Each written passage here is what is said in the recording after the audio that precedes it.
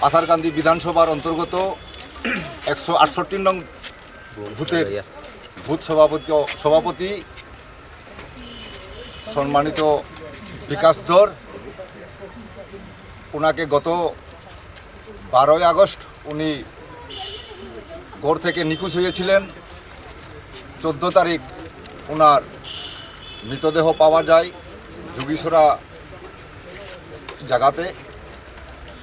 তখনই তার মৃতদেহ দেখার পরে সমগ্র বাজারিছড়া এরিয়া তথা পাথারকান্দি অঞ্চলের জনগণ তথা ভারতীয় জনতা পার্টির কার্যকর্তারা ওনাকে যেভাবে অস্ত্র দিয়ে আঘাত করা হয়েছিল, এই আঘাতগুলোর উপর প্রতিটি মানুষের একটা প্রশ্নবোধক জেগেছে।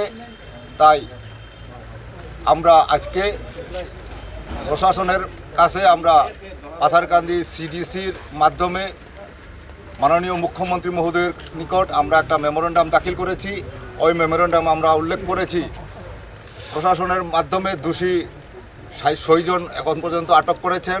আমরা খবর পাই, শুনতে পাই যে এখনও যারা এই খুনের সঙ্গে জড়িত তাদেরকে এখনও ধরা হয়নি বলে আমরা শুনেছি। তাই আমরা প্রশাসনের কাছে আমরা আজকে লিখিতভাবে একটা মেমোরেন্ডাম লয়েরপা মণ্ডল এবং পাথারকান্দি মণ্ডলের কার্যকর্তারা মিলে আমরা এখন দিয়ে এসেছি। এরপর আমরা এখন পাথারকান্দি থানাতেও একটি এফআইআর দিয়েছি।